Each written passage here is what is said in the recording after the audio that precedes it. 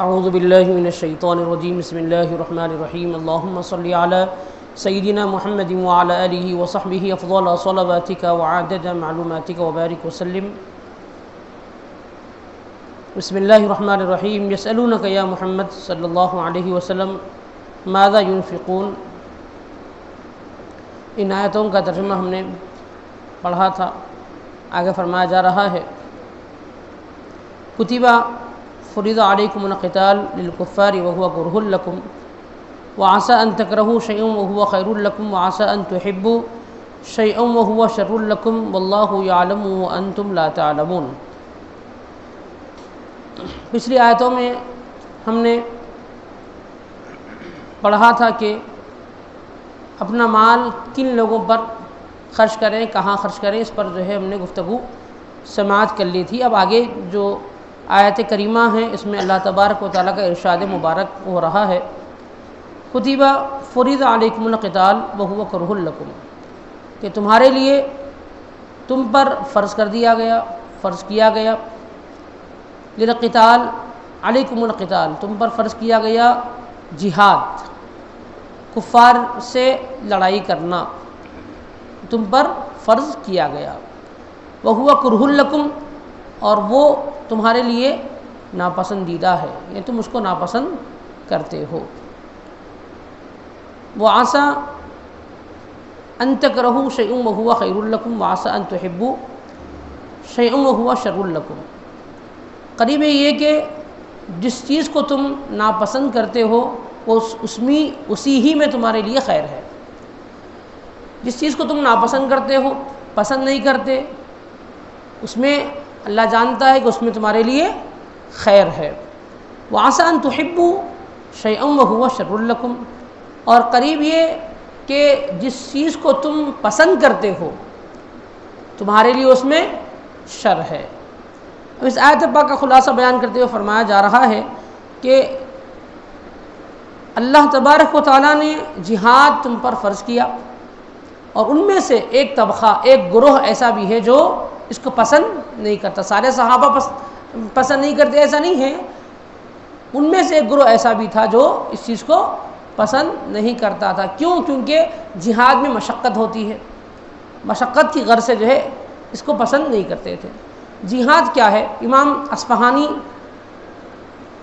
رضی اللہ تعالیٰ عنہ نے فرمایا کہ جہاد کا معنی، مطلب لغوی معنی یہ ہے کہ کسی چیز کو مشقت میں ڈالنا، زیادہ بوجھ اپنے اوپر لاد لینا، یہ کیا ہے؟ جہاد ہے.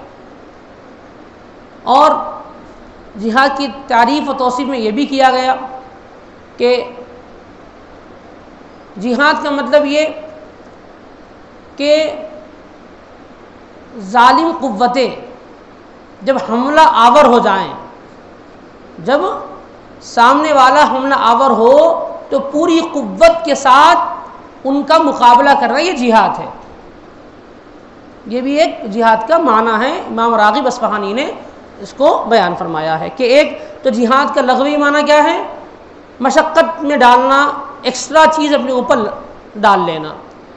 اور جہاد کا یہ معنی جو بیان کیا گیا یہ کہ آدمی پر کوئی چیز حملہ آور ہو رہی ہے، کوئی ظالم قوت طاقت حملہ آور ہو رہی ہے تو اس حملہ آور قوت کی مدافعت کرنے کے لیے پوری قوت سے ان کا مقابلہ کرنا، یہ جہاد ہے.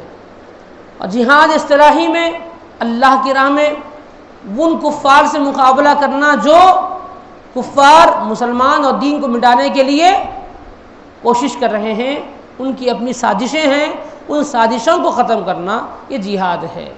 جہاد راہ فی سبیل اللہ، اللہ کی راہ میں نکلنا جہاد. ہر وہ چیز جو تکلیف اور مصیبت ڈالنے کی کوشش کرتی ہے اس رکاوٹ کو دور کرنا بھی جہاد ہے.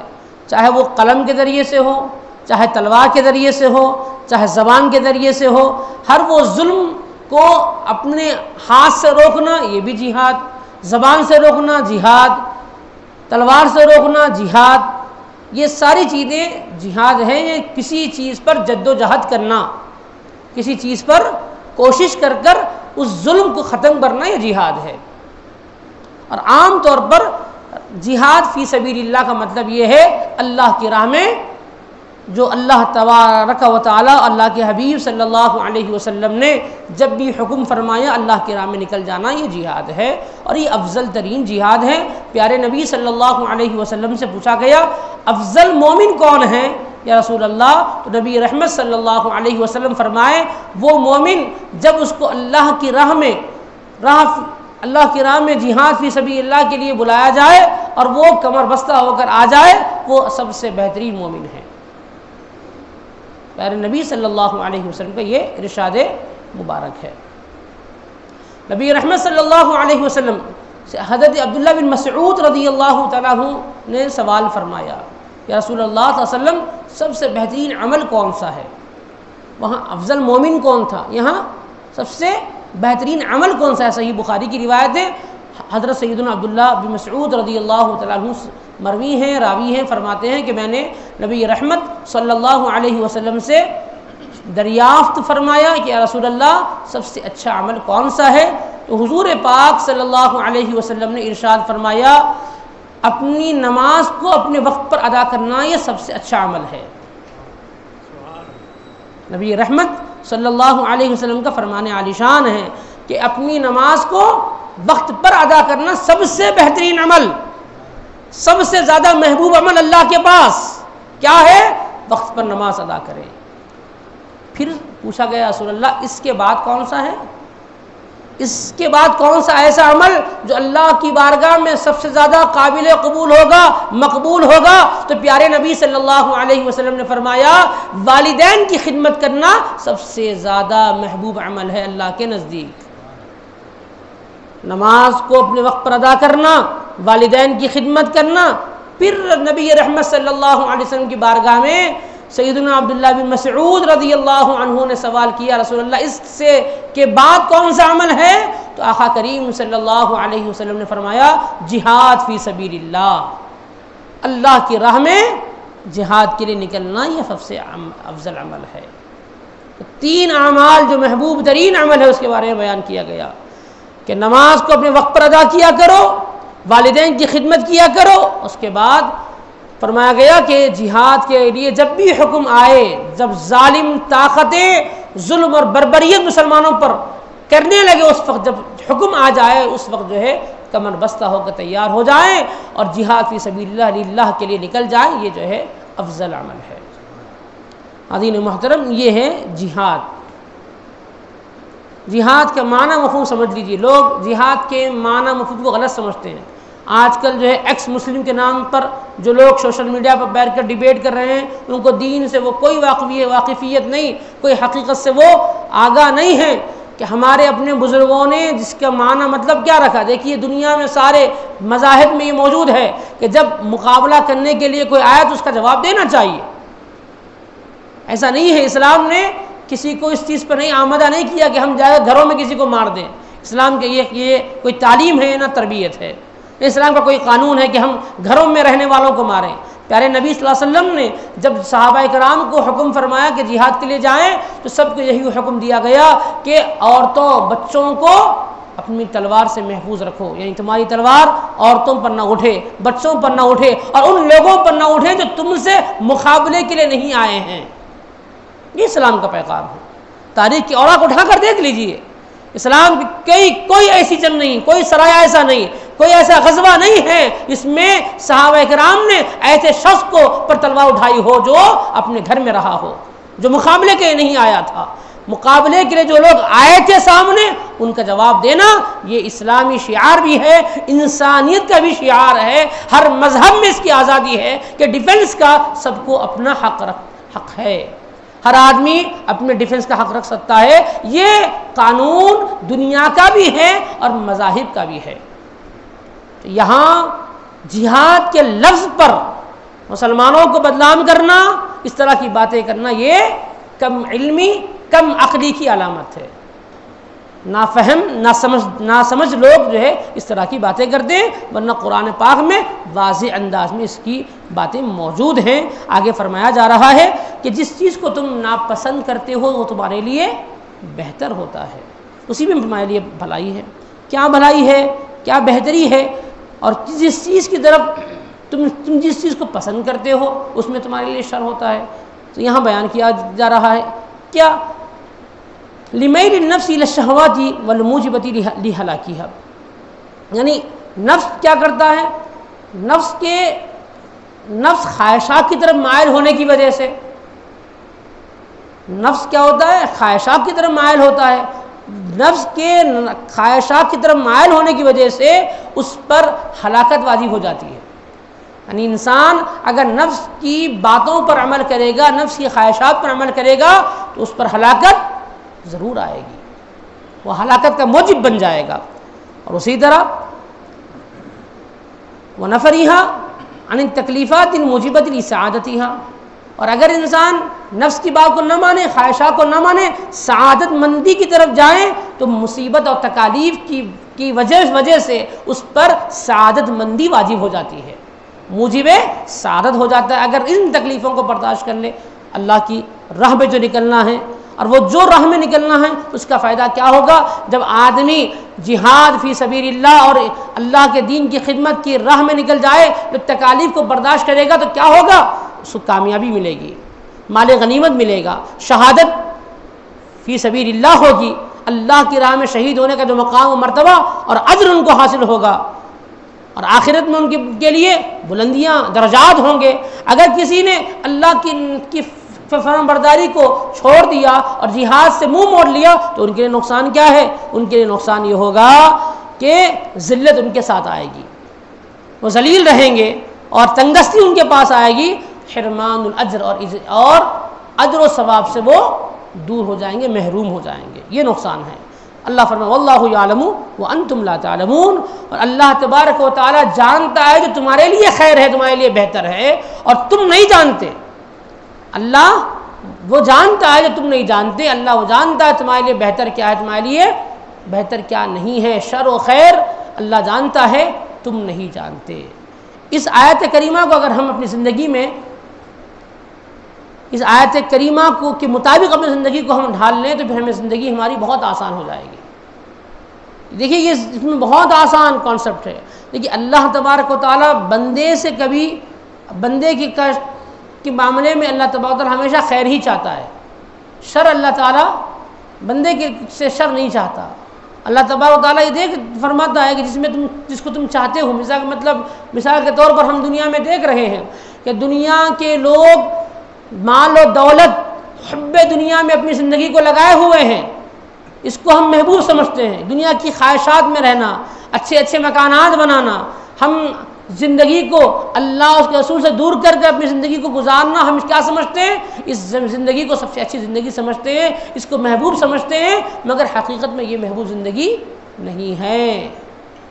اسی لیے پیارے نبی صلی اللہ علیہ وسلم فرماتے ہیں اگر کوئی شخص مصیبت زدہ نہ ہو، ہمیشہ خوشحال ہے، خالی خوش ہے، خوشیاں اس کے پاس ہے، غم نہیں آ رہا ہے، تکلیف نہیں آ رہی ہے، درد نہیں آ رہا ہے، تو سمجھ جائیے کہ اللہ اس سے ناراض ہے، اللہ اس سے ناراض ہے۔ اگر اللہ تبارک و تعالیٰ کسی بندے کو پر مصیبتیں ڈالتا ہے تو اس پر یہ اس کی آزمائش ہے، اللہ ان کو آزما رہا ہے، اور ایسے بندوں کے لیے ہی خوشخبریاں ہیں، ایسے بندے ہی اللہ تبارک و تعالیٰ کی بارگاہ میں مقبول ہوتے ہیں۔ بارگاہ الہی میں مقبول بندے وہی لوگ ہیں جو مصیبتوں پر صبر کرتے ہیں، آزمائشوں پر کھڑے ہوتے ہیں، یہ جو ہے نیک بندوں کی علامت ہے۔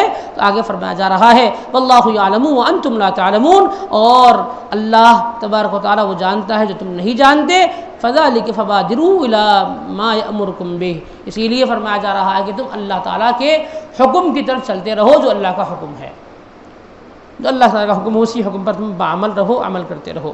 وارسل النبی صلی اللہ علیہ وسلم اول سرایا وأمر عليها عبد الله ابن جحش فقاتلوا المشركين وقتلوا ابن الحضرمي في آخر يوم من جماد الآخرة۔ اب یہاں جو آیت پاک بیان کی جا رہی ہے اس کا خلاصہ پہلے یہاں پر شان نزول کے طور پر بتایا جا رہا ہے۔ یہ شان نزول کیا ہے؟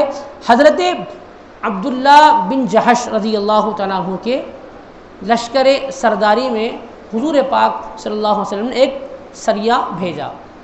سریہ اور غزوہ یہ دو الگ الگ الفاظ ہیں۔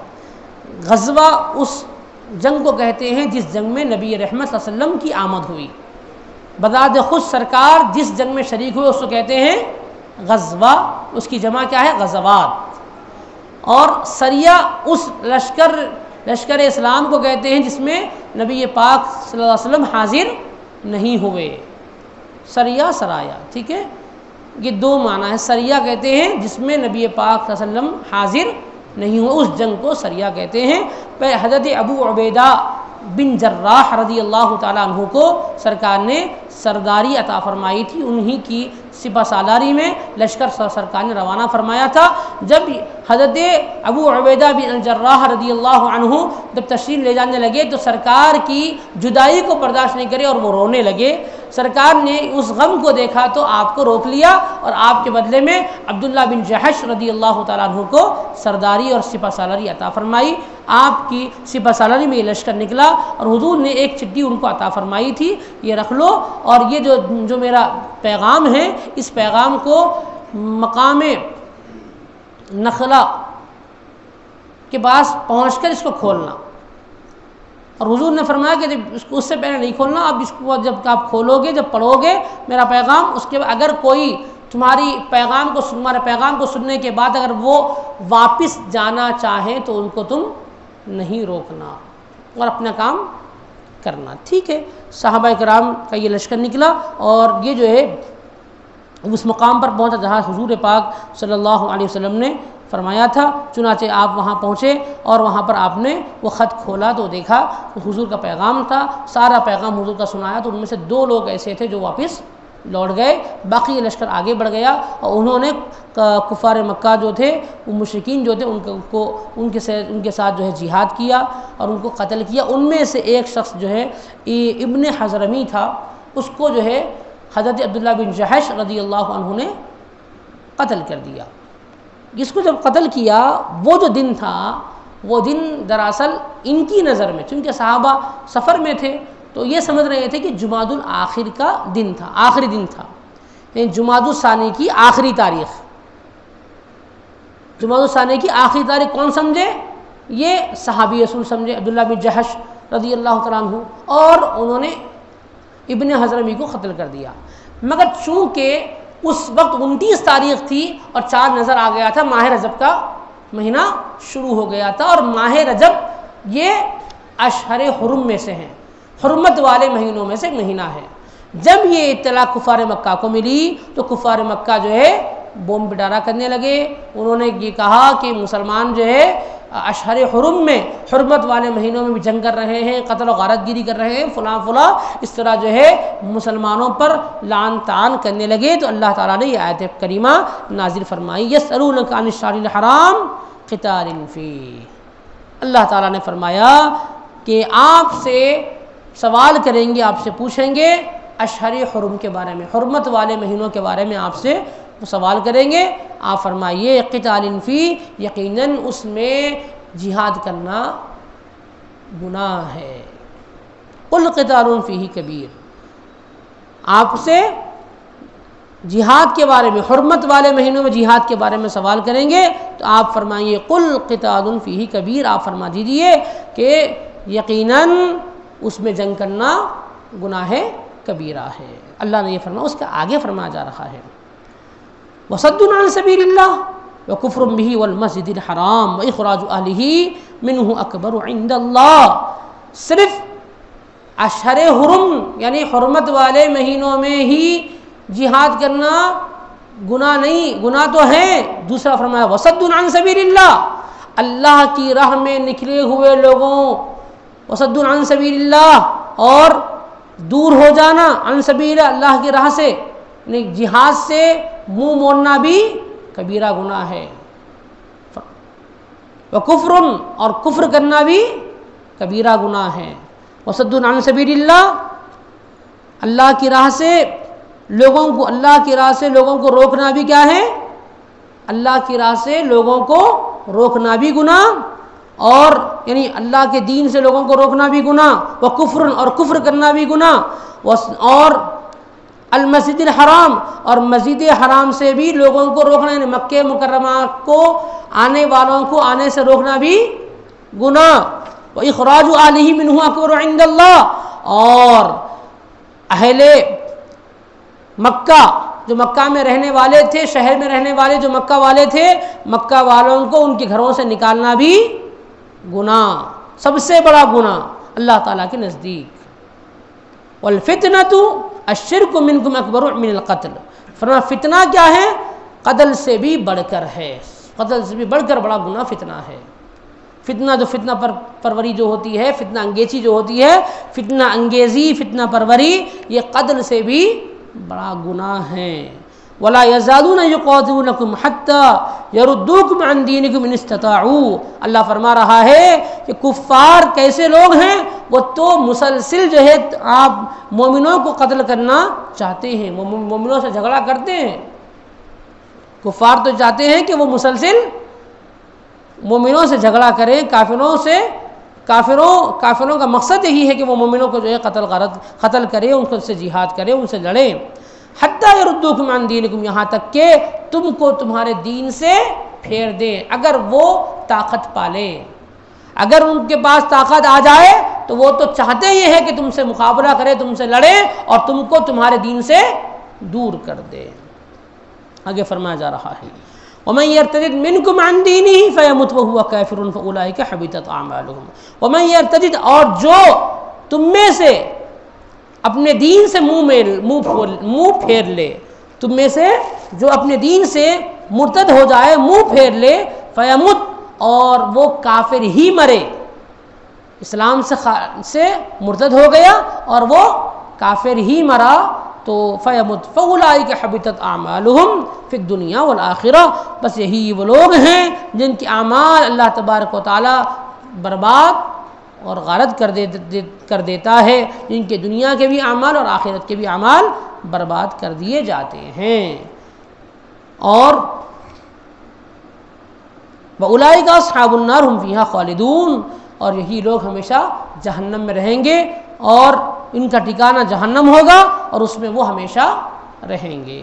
یہاں ایک بات بیان کی جا رہی ہے کہ جو لوگ اسلام لانے کے بعد مرتد ہوئے، دیکھیے اسلام لانے سے پہلے جو حالات، جن سے جو غلطیاں ہوئی، اسلام لانے کے بعد اللہ تبارک و تعالیٰ ساری غلطیوں کو معاف فرما دیتا ہے. کوئی غلطی ان کی سزا کے طور پر نہیں ہوگی. آغاز اسلام لانے سے پہلے کی غلطیاں، اسلام لانے کے بعد ساری غلطیاں جو ہے پرانی معاف کر دی جاتی ہے. اگر کوئی شخص مسلمان تھا پھر مرتد ہو گیا تو اور اسی ارتداد کے عالم میں اس کی موت ہوئی، مرا بھی تو کفر میں مرا، تو اس کے لیے جب اگر وہ پہلے مسلمان تھا اس میں اس نے جو نیکیاں کی تھی، نمازیں پڑھی تھی، روزہ رکھا تھا، حج کیا تھا، اتنے بھی اس نے اعمال صالحہ کیے تھے، مگر چونکہ وہ مرتد ہو گیا اور موت بھی اس کو حالت کفر میں آئی تو اس کا ٹھکانہ ہمیشہ جہنم ہوگا اور وہ ہمیشہ جہنم میں رہے گا. پچھلے جو نیکیاں اس کے کام نہیں آنے والے، سب رائے گا، سب جو ہے اللہ کی بارگاہ میں قابل قبول نہیں، جو مردود کر دی جائے گی، رد کر دی جائے گی. یہ ہو گیا. اگر کوئی شخص ایمان لایا تھا، نیک عمل کیا تھا، پھر ارتداد کا شکار ہوا، پھر بعد میں مسلمان ہو گیا، تو پھر بحیثیت مسلمان ہونے کی وجہ سے اللہ تعالیٰ اس پر ایسا رحم فرمائے گا کہ پہلے کی جو نیکیاں تھیں وہ اس کے لیے قابل قبول ہوگی. اگر اس شخص نے حج کیا تھا، پھر مرتد ہوا، پھر مسلمان ہو گیا، تو امام شافعی رحمۃ اللہ علیہ کے نزدیک ایسا شخص جو پہلے سے حاجی تھا تو اس کے حج کی جو فرضیت ہے وہ برابر اس کے حق میں رہے گی، اس کو ثواب اس کا ملے گا. یہ امام شافعی کا فرمان ہے. ٹھیک ہے، تو یہاں اس بات کی طرف توجہ، تو بات سمجھ میں آ گئی. اعمال جو پرانے اس نے کیے تھے، اگر مسلمان تھا، نیک عمل کیا تھا، وہاں پہ ارتداد کا شکار ہوا اور اسی حالت میں مر گیا تو وہ تو جہنمی ہے، اس کے پچھلے اعمال کام نہیں آئیں گے. اللہ نے پھر توفیق دے دی، اگر وہ مرتد ہونے کے بعد پھر مسلمان ہوا تو پھر اس کے پرانے جو اعمال ہیں، وہ نیکیاں ہیں، وہ اس کے حق میں اللہ تعالیٰ اس کو عطا فرمائیں گے. یہاں یہ بات جو ہے بیان کی جا رہی ہے. آگے فرمایا جا رہا ہے ان الذین آمنوا والذین ہاجروا وجاہدوا فی سبیل. اب یہاں کیا ہوا؟ اب جو لوگ جو مسلمان عبداللہ بن جہش رضی اللہ تعالیٰ عنہ کے ساتھ جو سریہ جو قافلہ نکلا تھا لشکر اسلام کا، اب وہ بڑے حیران رہے، ششدر رہے کہ ہم کیا کریں، کہ ہم نے تو ایک آدمی کو ایسے شخص کو جو ہم نے سمجھا کہ جمادی الآخر کی آخری تاریخ ہے اور ہم نے اس کو قتل کر دیا، اب کیا ہم کو ثواب ملے گا؟ معافی تو یہ تو معلوم ہو گیا کہ جو ہے نا کیا بولتے ہیں رجب کے مہینے میں یعنی اشہر حرم 4 حرمت والے مہینوں میں ہم کو جنگ نہیں کرنا ہے، یہ تو معلوم ہو گیا. مگر یہاں چونکہ یہ غلطی جو ہوئی لا علمی کی بنیاد پر ہوئی، اسی لیے یہ تو سمجھ میں آ گیا کہ بھئی معافی تو مل جائے گی، مگر کیا ثواب ملے گا نہیں ملے گا جہاد کا؟ سوال یہ ہے کہ جہاد کا ثواب ملے گا نہیں ملے گا؟ تو اللہ تعالیٰ نے آگے فرمایا ان الذین آمنوا والذین ہاجروا وجاہدوا فی سبیل اللہ، اور جو لوگ ایمان لائے اور جنہوں نے ہجرت کی نبی رحمت صلی اللہ علیہ وسلم کے حکم کے مطابق، اللہ تبارک و تعالیٰ کے حکم کے مطابق جس نے ہجرت کی، وجاہدوا فی سبیل اللہ، اور اعلاء دین کے لیے انہوں نے جہاد کیا اللہ کی راہ میں، اولئک یرجون رحمت اللہ، یہی لوگ ہیں جو اللہ کی رحمت کے امیدوار ہے. اللہ تبارک و تعالیٰ سے امید ہے کہ اللہ اپنی رحمت خاصہ ان پر نازل فرمائے گا، رحمت الہی سے وہ محروم نہیں رہیں گے، اللہ ان کو عطا فرمائے گا، ان کو اس کا ثواب ضرور ملے گا. واللہ غفور الرحیم، اللہ تبارک و تعالی مومنوں کو بخشنے والا اور مومنوں پر رحم فرمانے والا ہے. یہاں تک جو ہے نا اس واقعے کی تفصیلات بیان کی گئی. اب آگے جو ہے شراب کی حرمت کے بارے میں حکم دیا جا رہا ہے، انشاءاللہ تعالیٰ اس کو ہم آئندہ اس پر گفتگو کریں گے. وصلی اللہ تعالی وسلم علی خیر خلقہ سیدنا محمد وعلی آلہ واصحابہ اجمعین والحمد للہ رب العالمین. امامہ کی شکل میں آئے گی پٹی جو بن جاتی ہے، وہ بھی نظر آ رہی ہے یہاں پر، اور یہ پٹی بنی ہوئی ہے خالی امام شریف کے لیے. اب دیکھیے ٹوپی پر امامہ باندھنے کا حکم ہے. اب سب علماء کا اپنا اپنا جو ہے طریقہ کار ہے. بعض حضرات جو ہے نا صرف ایسا باندھ لیتے ہیں ٹوپی کے اوپر، بعض لوگ 2 پٹی باندھ لیتے ہیں، تو ایسا کوئی وہ نہیں ہے. البتہ یہ جو ہے ایک حصہ بھی چھوڑ بھی سکتے ہیں اور 2 حصے بھی چھوڑ بھی سکتے ہیں، اس کا جواز ہے. خالی پٹی بن لے کے جو ہے مکمل طور پہ ایک پٹی ایک سیرہ پورا مکمل آ گیا تو بس ہے امام شریف کا. اس طرح بھی جو ہے عرب علماء عام طور پہ اس طرح بھی بنتے ہیں امام شریف. اس کا جواب بھی اب اہل علم کے پاس طریقہ کار تو ہے اس کا. جب نفس پہ قابو کرنا یہ بھی ایک جہاد کا معنی ہے کیا؟ نفس پہ جہاد یعنی نفس کی پر قابو رکھنا، نفس کی خواہشات پر عمل نہیں کرنا، یہ جہاد اکبر کہلاتا ہے. بھئی ایک تو جو ہے دیکھیے ایک دشمن وہ ہے جو باہر ہے، جو آپ سے مقابلے کے لیے آیا ہے، آپ اس میدان میں آپ پہنچ گئے اور میدان میں اس سے جو ہے مقابلہ کر رہے ہیں. ایک وہ جو آپ اپنے اندر کے شیطان کو مار رہے ہیں. جب آپ اس کو ماریں گے اور اس کے بعد دل پر اور آپ نفس پر آپ کا قابو آ جائے گا، تو پھر آپ اس کے ذریعے سے ہزاروں کے دلوں کو جو ہے آپ پھیر دیں گے. تو یہ کسی کو قتل کر دینا سے بہتر یہ ہے کہ اس کے دل کو پھیر دینا. اسی لیے اس کو جہاد اکبر کہا گیا. فرق یہی ہے کہ جہاد فی سبیل اللہ کی راہ میں نکلنا کا مطلب یہ میدان میں جب اترتے ہیں میدان کارساز میں تو ہم میدان کارساز میں جب پہنچتے ہیں تو وہاں پر ہم کسی کی گردن اڑا دیتے ہیں، انسان موجود نہیں رہتا. اب یہاں جب اللہ والے جب جہاد اکبر کرتے ہیں تو مطلب یہ کہ لوگ دل کی تاریکیوں کو دور کر کے اللہ کے قریب ان کو کر دیتے ہیں، دلوں کو پھیر دیتے ہیں. اسی لیے اس کو جہاد اکبر کہا گیا. نفس پر قابو پانا یہ جہاد اکبر ہے. ابھی اب جو واقعہ سنا ہے نبی کریم صلی اللہ علیہ وسلم نے خط لکھا تھا فلاں مقام پہ جا کے کھڑو بنے، تو اس کا خط کی کچھ تشریح وغیرہ جو ہے نا اس میں تاریخ کی اوراق کتابوں میں جو ہے تشریحات اس کی موجود نہیں ہیں.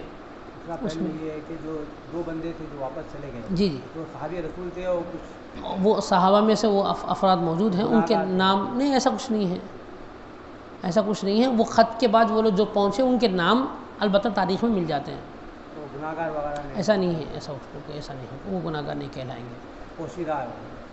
उनके नाम मौजूद हैं नहीं, वो खत तारीख़ पोशीदा और है। वो ख़त पोशीदा है, उनके औराक उनके नाम मौजूद है तारीख़ में कि जो अफराद वापस चले गए थे। सर ये अक्सर अहले हदीस ये समझते ये मानते कि किसी औलिया अल्लाह की बारगाह में गए तो उनकी मग़फ़िरत के लिए दुआ करो क्यों बोलते अक्सर, तो अहले सुन्नतुल जमात में अगर कोई ये बोल रही तो ये क्या दुरुस्त है? मतलब देखिए, मग़फ़िरत का जो लफ्ज़ है वो सबके लिए आम लफ्ज़ है। मग़फ़िरत के बहुत से माना मतलब पाए जाते हैं। गुनाहों की बख्शिश, माफ़ी चाहता हूँ, गुनाहों की बख्शिश। देखिए, अल्लाह तबारक व तआला के औलिया अल्लाह तबारक व तआला की जानिब से गुनाहों से महफूज होते हैं। मासूम होना सिर्फ़ अंबिया कराम अलैहिमुस्सलातु वस्सलाम की ज़ात मुबारक कि गुनाह दिन से होने का कोई जो है ना तसव्वुर नहीं, वो अंबिया कराम की ज़ात मुबारक है।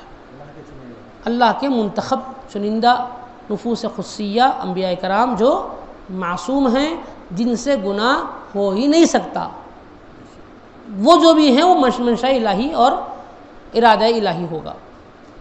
वो जो है ख़ता से बिल्कुल पाक है, मुबर्रा है। अंबिया किराम के बाद सहाबा किराम से लेकर औलिया अल्लाह तक इतने नुफूस खुस्सिया है, ये महफूज अनिल ख़ता है, यानी अल्लाह तबारक व तआला इनको ख़ताओं से महफूज रखता है। अल्लाह का जब दोस्त होगा तो यकीनन वो गुनाहों से पाक होगा। अब उसके लिए दुआएं मग़फ़िरत आम लफ्ज़ है, जब दुआ की जाती है तो दुआएं मग़फ़िरत हो तो मतलब ये है कि अल्लाह की बारगाह में उनके दर्जात बुलंद होते हैं। अगर कोई औलिया अल्लाह के बारे में ये सोचे कि वो गुनाहगार हैं, नौज़ बिल्लाह, तो ये सोचना हमारी अपनी कम अक़ली, कम फहमी, ना समझी, ये हम कहेंगे। इसलिए कि औलिया अल्लाह को अल्लाह ताला ख़ता से महफूज रखता है, चाहे औलिया हो, चाहे सहाबा कराम हो। सहाबा कराम से लेकर औलिया अल्लाह तक के जितने भी नुफूस खुस्सिया, उसमें सहाबा, अहले बैत सब के सब शामिल है, ये महफूज अनिल ख़ता होते हैं। अल्लाह ताला इनकी हिफाजत फरमाता है। अगर कोई किसी शख्स के, किसी वली के बारे में ये कहे कि वो गुनहगार थे, उनके लिए बख्शिश की दुआ की जाए, तो नौज़ुबिल्लाह इसके दिल में जो है ना क्या बोलते हैं, औलिया के बारे में बुग़्ज़ है। और औलिया अल्लाह के दिल के बारे में कोई एक वली से भी बुग़्ज़ रखे। अगर कोई शख्स किसी एक वली को मानता है, किसी एक वली को नहीं मानता, देखिए औलिया अल्लाह, सहाबा, अल्लाह के नेक बंदों में अल्लाह तबारक व तआला ने वो मोहब्बतें उम्मत में डाली हैं, और उनमें कोई इस तरह वो नहीं है कि एक को माना जाए तो एक को ना माना जाए, एक को माना जाए तो एक कहीं का इनकार किया जाए, नहीं, ये सब एक जैसे हैं। सब जो है अल्लाह के महबूब बंदे हैं, सबके अपने दर्जात अल्लाह तबारक व तआला के नज़दीक प्यारे नबी सल्लल्लाहु अलैहि वसल्लम की बारगाह में सबके अपने दर्जात मौजूद हैं। अगर कोई किसी एक वली की ताज़ीम करता है, दूसरे वली की बेअदबी करता है, तो उसे ऐसे शख्स के लिए भी हदीस पाक मौजूद है कि प्यारे नबी सल्लल्लाहु अलैहि वसल्लम फरमाते हैं, जो कोई मन आदाली वलियन फ़क़द आज़नतुहु बिल हर्ब, अगर कोई मेरे किसी एक वली से दुश्मनी रखे, बुग़्ज़ रखे, तो मैं उससे ऐलान जंग करता हूँ। अल्लाह फरमा रहा मैं जंग करता हूँ उससे। देखिए, अल्लाह फरमा रहा मैं जंग करूँगा, ऐसा नहीं कि वो जंग करे, नहीं, अल्लाह जंग करेगा। अल्लाह से जंग करने वाला कौन मौजूद दुनिया में मौजूद है, बताइए? अल्लाह का गज़ब कौन बर्दाश्त कर सकेगा? अल्लाह का जाह जलाल कौन बर्दाश्त करेगा? कोई बर्दाश्त नहीं कर सकता। तो अल्लाह तबारक व तआला नहीं चाहता कि अल्लाह के किसी वली की बेअदबी हो। हर वली का मकाम अपनी जगह मुसल्लमा है। तो कोई ये कहना कि हम गुनाह की बख्शिश की दुआ के नौज़ुबिल्लाह, वो गलत बात है। हाँ, बख्शिश की दुआ, मग़फ़िरत की दुआ का जो लफ्ज़ आम है, इससे रहमत इलाहिया भी मौजूद है। अब जहाँ ये कुरान मजीद में आया कि नबी पाक सल्लल्लाहु अलैहि वसल्लम को चाहिए कि अपने गुनाहों की माफ़ी मांगे, तो मतलब क्या? सरकार दो आलम सल्लल्लाहु अलैहि वसल्लम के दर्जात के लिए हम दुआ करें, दर्जात सरकार के बुलंद हो जाएंगे। दर्जात बुलंद होते हैं औलिया अल्लाह की बारगाह में दुआ करने से, ये मतलब उसका होगा। सोच रखने वाले के पीछे नमाज होती है, नहीं पढ़ना चाहिए। ऐसे लोग जो औलिया अल्लाह की ताज़ीम और तौक़ीर को कबूल नहीं करते, उनसे जो है ना कोशिश करेंगे उनके पीछे नमाज ना पढ़े। अगर पढ़ लिए बाद में मालूम हुआ तो बेहतर ये है कि आप जो है नमाज को दोहरा लें। गुमराह जो लोग हैं उनके पीछे अगर नमाज पढ़ेंगे तो नमाज को दोहराना वाजिब है, दोहराना चाहिए। जमात ये अदा कर ले। ये अहले सुन्नत वल जमात बिदअतियाँ हैं, उनके बिदअतियों के पीछे पूरे उलमा के पीछे नमाज नहीं होती है। हाँ, तो उनका अपना क्या, उनकी अपनी समझदारी क्या है, आए सामने बैठे बात करें, जो चीज़ सही है और हक़ व बातिल का फैसला करें। बदअक़ीदों के पीछे अगर ये समझते हैं कि हम ये कहते हैं कि दो लोग हम इनके बारे में, जिनके बारे में हमको ये बात का इल्म हो गया कि ये अक़ीदे अहले सुन्नत के मुग़ायर बातें करते हैं और ये सहाबा और अहले बैत की गुस्ताखियाँ करने वाले लोग हैं, रसूल पाक सल्लल्लाहु अलैहि वसल्लम की गुस्ताखी करते हैं, तो हम उनके पीछे नमाज़ नहीं पढ़ेंगे, वो गुमराह हो गए। नमाज भी ना पढ़े और ताल्लुक़ भी ना रखें। आम लोगों को हुक्म दिया गया कि उनसे ताल्लुक़ ना रखें, इसलिए कि जो है इनकी बदअक़ीदगी हमारे अंदर ना आ जाए, कि नहूसत जो उन्होंने पाली है वो हमारे दिलों में ना आ जाए, इसलिए उनसे परहेज़ करने का हुक्म है। ये परहेज़ का मतलब दीनी मामलात में। अब जो है दुनियावी मामलात में कारोबार है, आप कर सकते हैं, कोई हर्ज नहीं, कारोबार के लिए, मामलात के लिए कोई मतलब, दीनी मामलात में हम एहतियात करें, जो उनके अपने अक़ीदे, उनका लकुम दीनुकुम वलिय दीन, तुम्हारा दिन तुम्हारे साथ, हमारा दिन हमारे साथ।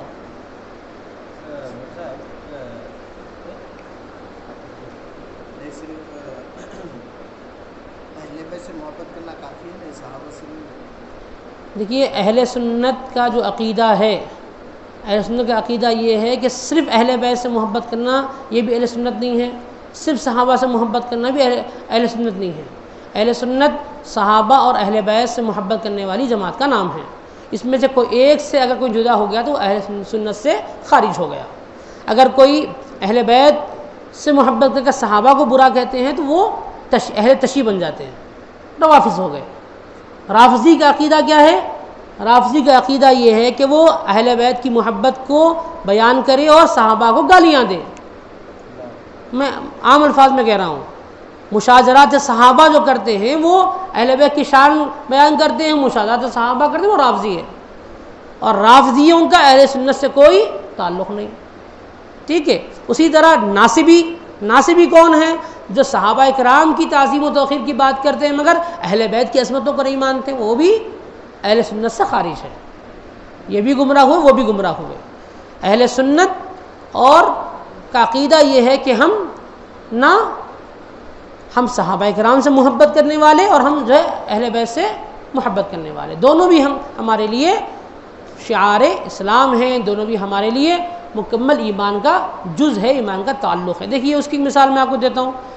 हज़रत दक्कन के मुहद्दिस सैयदना अब्दुल्लाह शाह नक्शबंदी क़ादी रहमतुल्लाहि अलैह ने एक मिसाल दी, फरमाया कि अहले बैत क्या है? सफ़ीने नूह की तरह है और सहाबा सितारों के मानिंद है।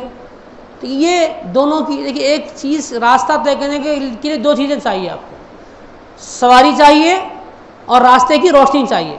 सवारी है, रोशनी नहीं है, तब भी आप रास्ता तय नहीं कर सकते। तो सवारी भी चाहिए, रोशनी भी चाहिए। तो अहले सुन्नत के पास सवारी भी है, रोशनी भी है। सवारी सहाबा अहले बैत की मोहब्बत, रोशनी सहाबा की मोहब्बत, ये दोनों थाम लें तो मुकम्मल सीधा रास्ता हम अहले सुन्नत सही रास्ता जन्नत तक पहुंच जाएंगे। इनमें से किसी एक को छोड़ेंगे तो फिर हम क्या है? गुमराही हमारे साथ हो जाएगी। अब बोलिए क्या बोले?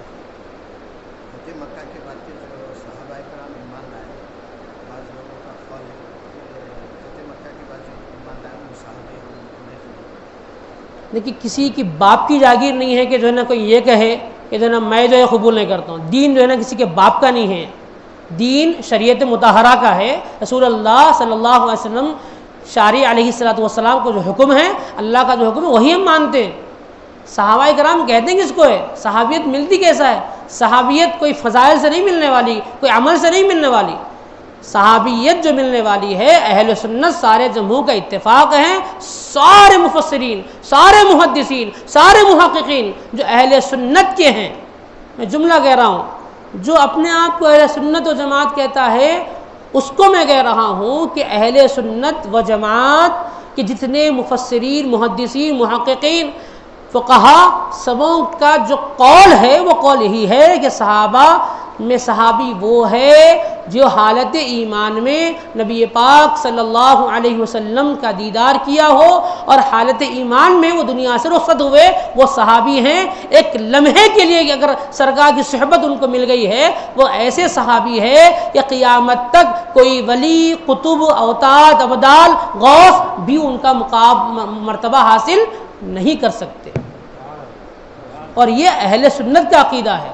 اگر کوئی اپنے آپ کو کہتا ہے نام لیوا کہ میں اہل سنت و جماعت میں سے ہوں اور میں نہیں مانتا، تو اس کے باپ کی جاگیر نہیں ہے۔ ہم یہ کہتے ہیں کہ تو اہل سنت و جماعت میں سے نہیں ہے، یقیناً تو اہل تشیع ہوگا یا کوئی اور ہوگا، ہم کو کوئی پرواہ نہیں۔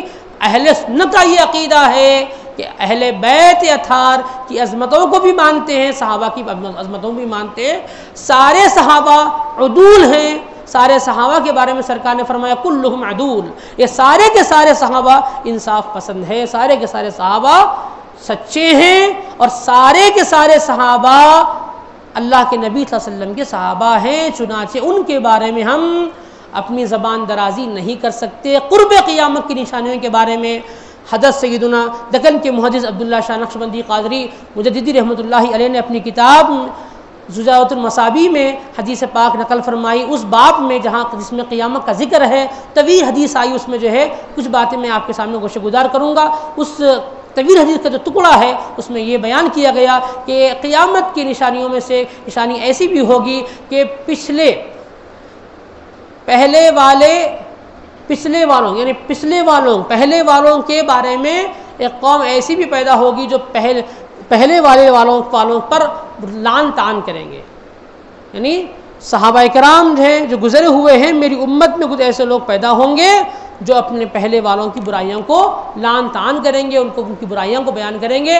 یہ ایسی جماعت ہے جو ملعون ہے کہا گیا ان کو، اور فرمایا گیا کہ جب یہ ایسی قوم آئے گی تو تم انتظار کرو کہ تم پر پتھروں کی بارش ہوگی، تمہاری زمین زلزلہ آئے گا، زمین سے تم کو دھسا دیا جائے گا۔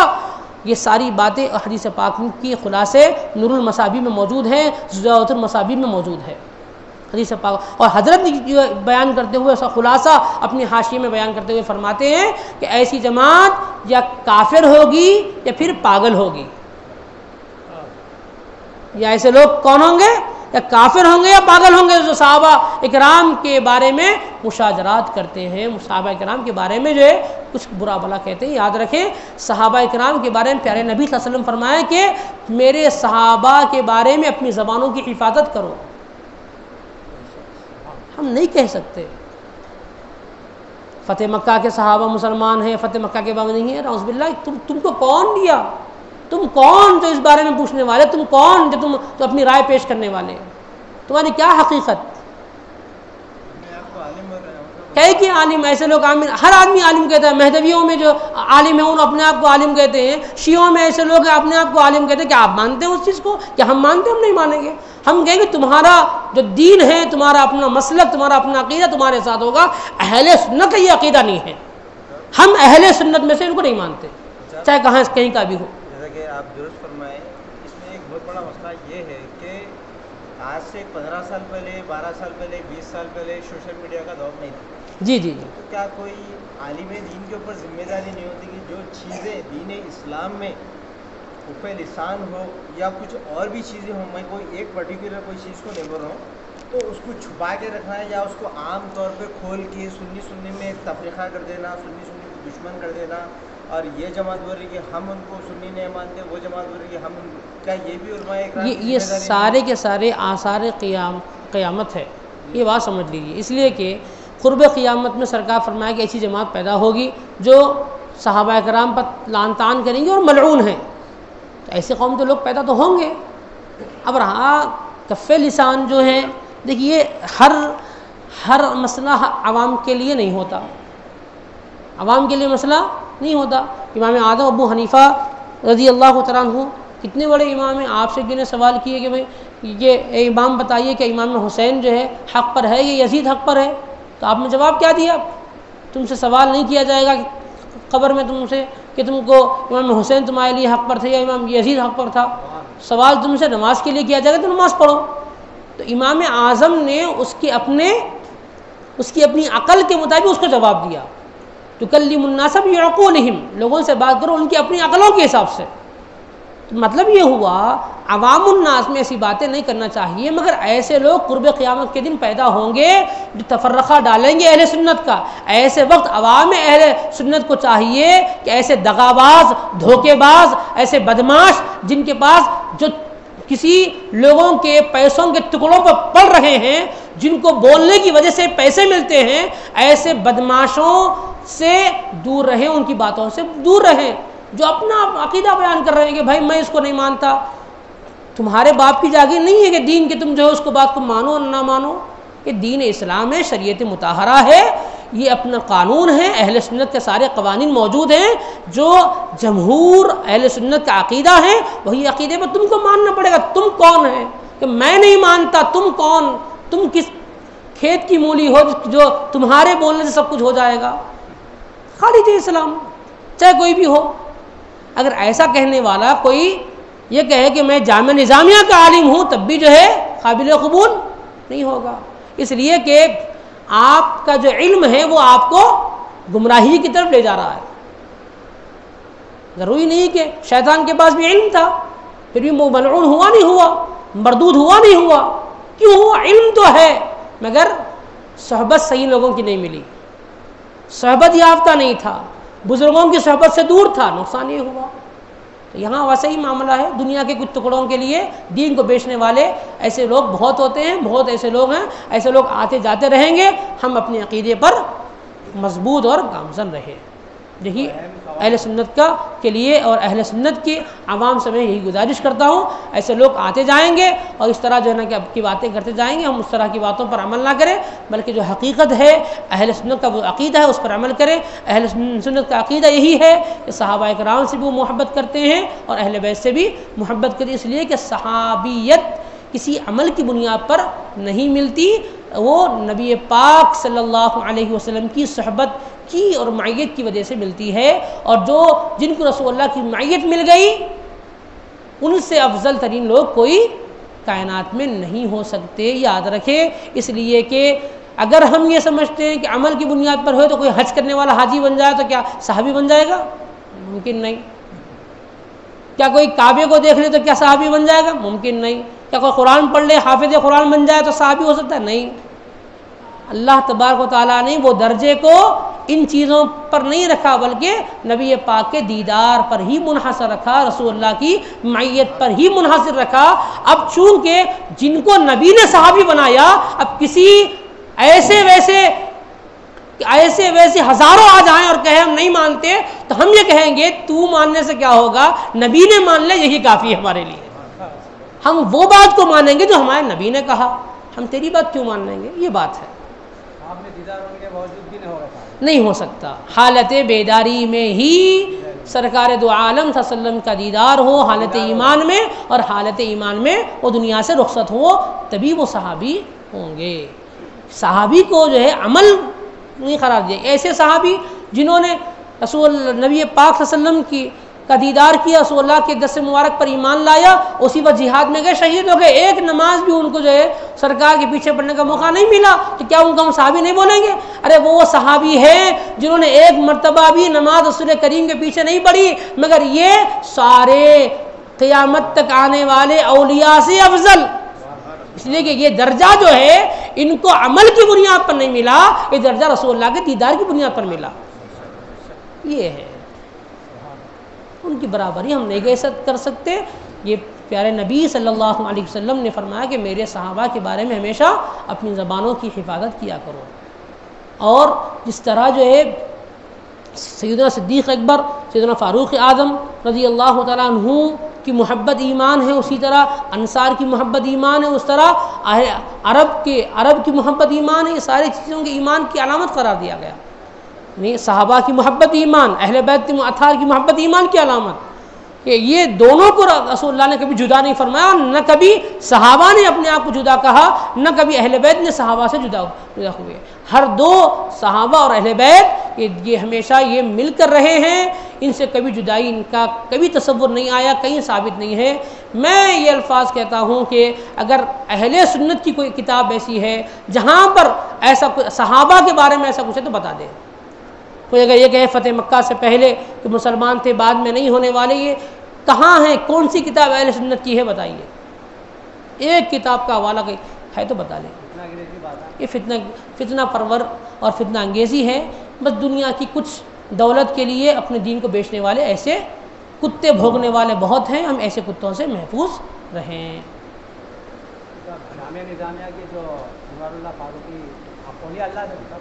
बिल्कुल वली कामिल थे, वली बासफ़ा थे। देखिए हर अल्लाह का वली आलिम होता है। अहम तो विलायत उलमा अहलुल्लाह सूफिया हैं जो आलिम भी होते थे और विला तरीक़त के मैदान के जो है शहसवार भी होते। हज़रत शेख़ुल इस्लाम के बारे में अगर ये कहे कि वली है या नहीं, अरे आप ये सोचें शेख़ुल इस्लाम वल मुस्लिमीन आरिफ बिल्लाह शाह इमाम मोहम्मद अनवारुल्लाह फ़ारूक़ी अलैहि रहमा को भेजने वाले कौन हैं? भाई कंधार से आप मदीना चले गए, मदीने में आपने इरादा कर लिया कि मैं अपना मस्कन अपना मदफन मदीना बना लूँ। वहाँ से रसूल करीम ने ये भेजा, फरमाया कि अनवारुल्लाह तुम्हारा काम ये नहीं कि तुम यहाँ रहो, तुम्हारा काम ये है कि तुम जाकर मेरे पास हज़ारों लाखों को भेजो, तुम्हारा काम है। शेख़ुल इस्लाम को भेजने वाले कौन हैं? शेख़ुल इस्लाम को भेजने वाले सरकार मदीना सल्लल्लाहु अलैहि वसल्लम हैं। सरकार ने अपनी अता हमको अता फरमाया, अताए रसूल हैं शेख़ुल इस्लाम हैदराबाद के लिए। जिस तरह दक्कन, जिस तरह हिंदुस्तान की सरज़मीन के लिए ख्वाजाए ख़ाज़गान हज़रत गरीब नवाज़ रहमतुल्लाहि अलैह अताए हिंद है, वैसे जो है दक्कन की सरज़मीन के लिए शेख़ुल इस्लाम अताए दक्कन है। अब अगर कोई ये कहे कि ये औली वली है तो हम ताज्जुब करेंगे, नबी जिसको भेजे उसको तुम वली पूछते हो। सवाल ये आप जब आप औलिया अल्लाह है दक्कन की, तो आप देख रहे हैं सालों से बचपन से आप हम खुद देख रहे हैं कि जिसके दक्कन में औलिया अल्लाह है, जिस तरीके से अनवारुल्लाह फारूकी रहमतुल्लाह अलैह का उर्स होता है और दूसरों का उर्स होता है, तो फ़र्क क्यों होता है? कंदल आते हैं, चिराग जाते हैं, जिसका ताजगी की जिसका सोबत से जैसा जामिया निज़ामिया का उर्स होता है। ये उर्स कहते हैं किसको है ये हमको नहीं मालूम असल में। आप उर्स देखना चाह रहे तो दो उर्स देख लीजिए। मैं कहता हूँ आप नक्शबंदी चमन जाइए, वहाँ का उर्स देखिए। उर्स से नक्शबंदी चमन, वो कौन है नक्शबंदी चमन के जो बुज़ुर्ग है मुहद्दिस दक्कन कौन है? शेख़ुल इस्लाम के शागिर्द रशीद है। आप उनका उर्स देख लें। उर्स आप शेख़ुल इस्लाम का उर्स देख लें।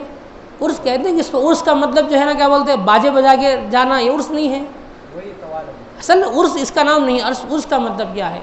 अल्लाह के वली का उस दिन अल्लाह से का यानी अल्लाह ताला का कुर्ब नसीब हो रहा है, कुर्ब इलाही की मंजिल में वो जा रहे हैं। देखिए हम में और वली में फ़र्क ये होता है कि हम मौत से डरते हैं। हम मौत से इसलिए डरते हैं कि मौत आ जाए तो हम क्या करेंगे, मौत हमसे हम घबराते हैं। औलिया इकराम मौत के आने पर खुश होते हैं, इसलिए कि वो कहते हैं कि विसाल का वक्त है। ये विसाल का मतलब एक दूसरे अपने महबूब से मिलने का वक्त है, इसीलिए उसको उर्स कहा जाता है। उर्स का मतलब ये, उर्स का माना लगवी माना क्या है? दुल्हन या शादी खान, शादी आबादी।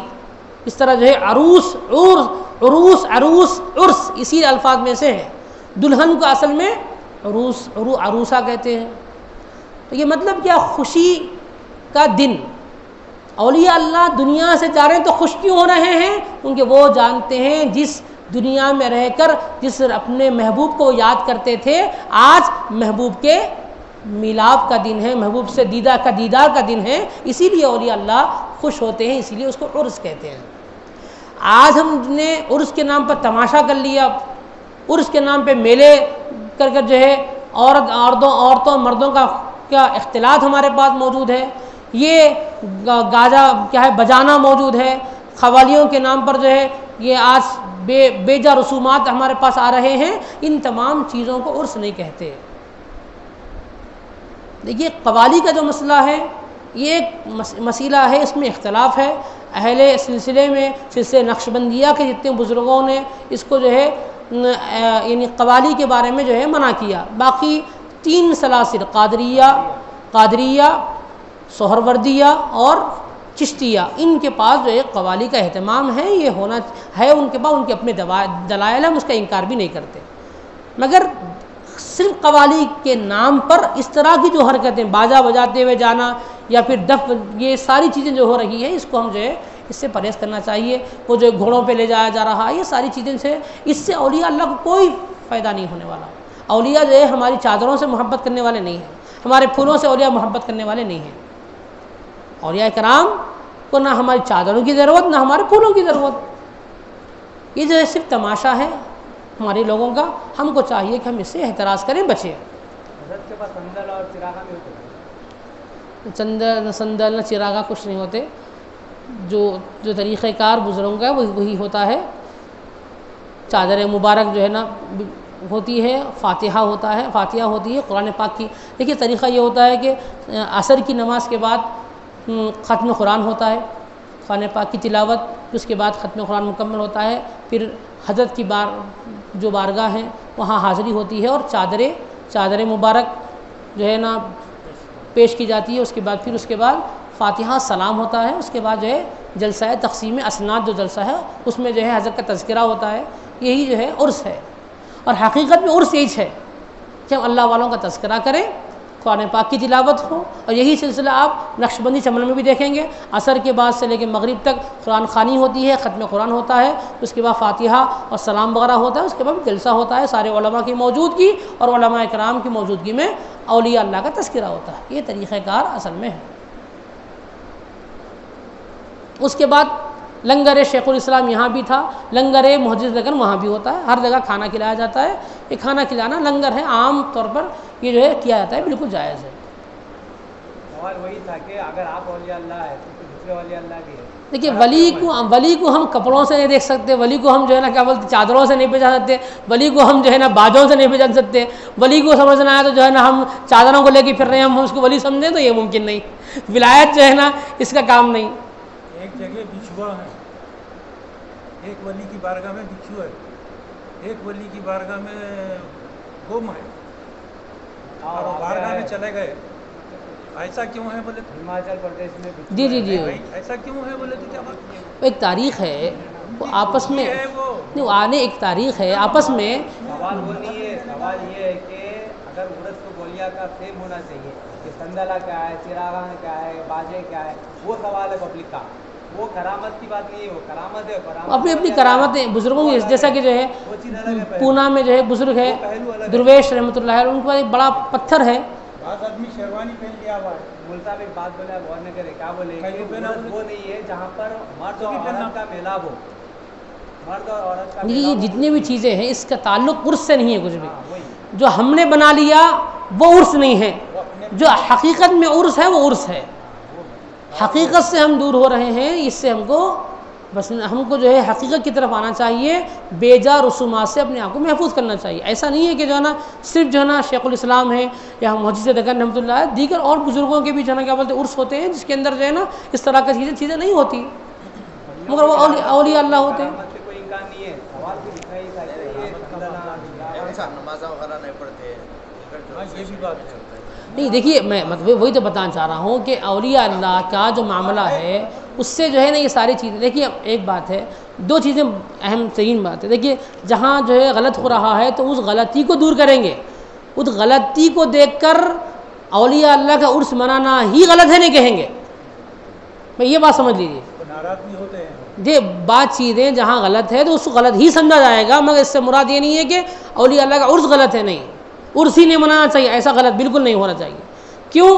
کیونکہ عرس اپنی جگہ مسلمہ ہیں، مگر جو خرافات اور چیزیں ہو رہی ہے یہ غلط ہے، اس کو دور کرنا چاہیے. اس کی مثال ایسی ہی جیسا کہ نکاح ہے.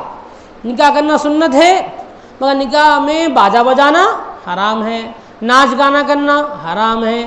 یہ دو بھی چیزیں جو نکاح میں جو چیزیں ہوتی ہے جو خراب ہے وہ خرابی کو دور کریں گے، مگر اس کا مطلب یہ نہیں ہے کہ لوگ نکاح کرنا چھوڑ دیں. ایسا ممکن نہیں ہے. نکاح کرنا سنت ہمیشہ رہے گا، ہمیشہ قائم رہے گا. نکاح کرنا ہمیشہ کے لیے رہے گا، مگر نکاح میں جو خرابیاں اس کو دور کرنا چاہیے. جو کریں گے خرابیاں وہ کہیں گے کہ یہ غلط ہے. اسی طرح عرس کا معاملہ ایسا ہی ہے. عرس اپنی جگہ مسلمہ ہے. عرس میں جو چیزیں ہو رہی ہے، جو گانا بجانا، یہ ساری چیزیں بالکل غلط ہے. کوئی بھی کرے تو غلط ہے، چاہے کوئی بھی ہو غلط ہے تو غلط ہے. کیونکہ یہ شریعت کا قانون ہے، یہ کسی کا فرد کا بنایا ہوا نہیں ہے بلکہ اللہ اس کے رسول کا بنایا ہوا قانون ہے. وصلی اللہ تعالی وسلم علی خیر خلقہ سیدنا محمد وعلی آلہ واصحابہ ومحبہ واہل بیتہ اجمعین برحمتک یا ارحم الراحمین والحمد للہ رب العالمین.